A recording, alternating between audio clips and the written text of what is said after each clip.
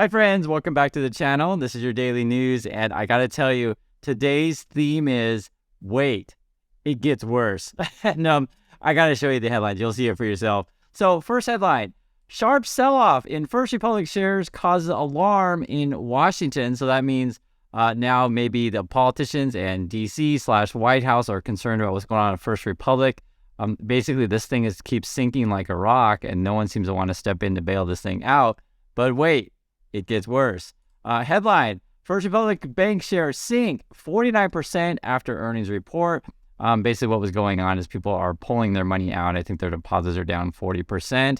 But wait, it gets worse. I'm not kidding.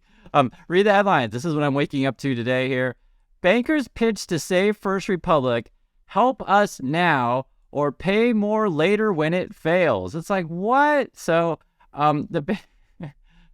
I can't keep a straight face. So sometimes there's these days where you just read these wild headlines. You're like, what the heck is going on? So they're making the case that if you don't give a bunch of money now, it's going to get worse. And in fact, they're saying like there's going to be a $30 billion FDIC fee when it fails. But wait, it gets worse. I'm waking up in the pre-market. It's down yet another 10%. Now, the way percentages work is theoretically you can fall 50% every day and you're not quite zero, right? Because like, let's say your stock's $100, you fall half, you go down to 50, you fall half, you go to 25, you fall half, you go to 12, you get my point. So that's why the math is a little bit funky on percentages, but that's why I put on the year chart. It's down roughly 95% on the year. This used to be trading at like 150.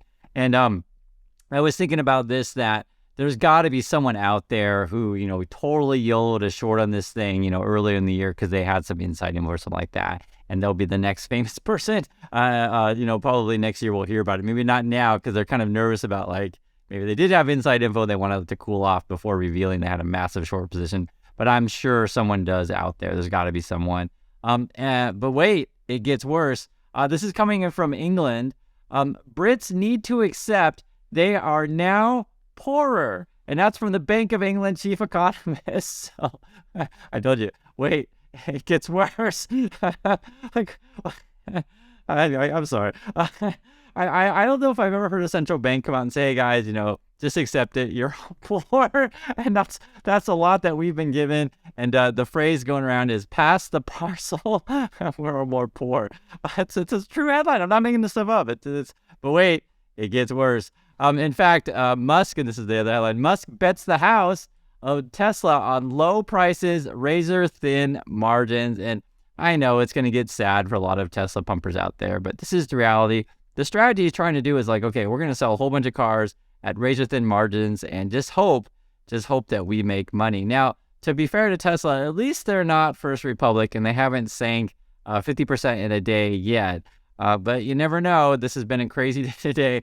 And the market may open up green because usually, yesterday was kind of scary and the next day you get a bit of a rebound. But if the First Republic thing, like today, the news is so bad and no one wants to touch it, it could get really, really scary. Or to be perfectly fair, maybe the news is so bad and then you get a call from the White House kind of thing and they get on the old bat phone and they rescue First Republic and they start printing tons of money. Or maybe Jamie Dimon over at JP Morgan, let's rescue everybody. Or maybe Elon Musk himself tweets out that, hey, if you, say First Republic, you will get a blue check mark. So, yes, I've been following the Twitter thing. I don't have a blue check mark, nor do I have a Twitter account, but I do follow that.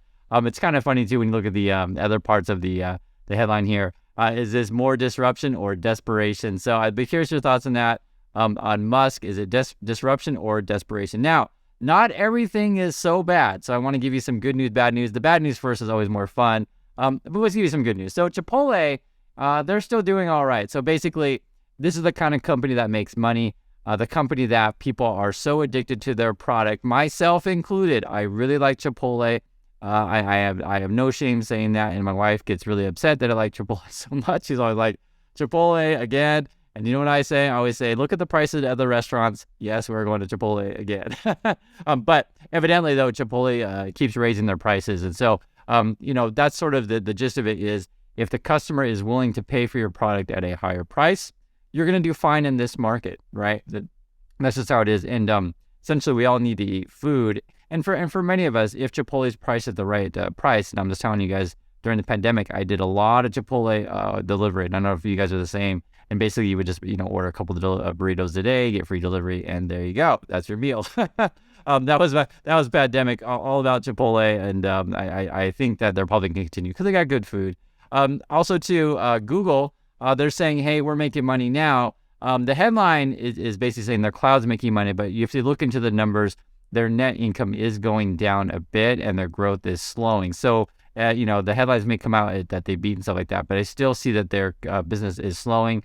Microsoft was an interesting one because they're saying, we beat. And I always got to make this really, really clear. When a company beats on their earnings, it just means that they're better than Wall Street had forecasted. So if Wall Street, say, forecasts a really bad quarter, for example, and then, the company still has a bad quarter, but they beat the forecast, that's still considered a beat, but it doesn't necessarily make it good. So Google, they're slowing down in terms of what they used to make in terms of income. Microsoft is increasing their income. I think the number was like around 9%, something of that nature. And then the stock went up 9% right after hours. So it wasn't like random that the numbers were coincided. The thing about Microsoft, I was just kind of looking at it. Forward PE, it looks kind of roughly about 25ish, 30 in that range. And so it doesn't appear to be cheap. You could make the case that it's fair, but I said you could make that case. I'm not going to necessarily say that because I am still overall bearish on the market as a whole, but I wouldn't be worried about Microsoft or Google losing all of their money. I don't think that's going to happen.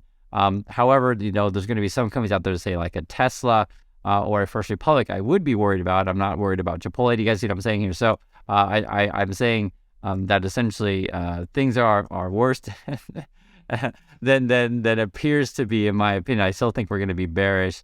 However, not everything's going to go to zero, but some things will. And the First Republic thing may have wider implications for the rest of the market. But wait, it gets worse. So yes, Microsoft did have some good news, but they got some bad news just breaking. So Britain, they're saying, you know what, Microsoft, you're not going to get Activision Blizzard. So, basically screw you. And Activision Blizzard is now down like 12%. We'll see. And this is actually a Warren Buffett stock. We'll see if Buffett is still going to continue buying this stuff. Usually they'll make an announcement and try to, get everyone to follow Mr. Buffett. We'll see. I don't know. I don't know what Buffett's going to do. But I do know that I guess Microsoft's not going to be buying Activision Blizzard unless they sue England, who knows, because this is also reality. If the Brits are, the Bank of England is telling everyone, hey, we're all more poorer, maybe Microsoft coming in with a big bag of money will sort of convince them to side with them. That's how the world works. You got enough money, people will play ball. So love to hear your thoughts about any one of these headlines. And what do you think about First Republic? Should we start turning on the money printers? Are they too big to fail? Or do you think we should just let them fail and just see what happens? So in that regard, I always say, guys, protect yourselves out there. Do be careful. And if you're YOLO shorted First Republic, I'd love to hear about it because I think you're probably jumping up and down for joy, and you're doing really, really quite well. So thanks again for watching, and I'll catch you in the next video.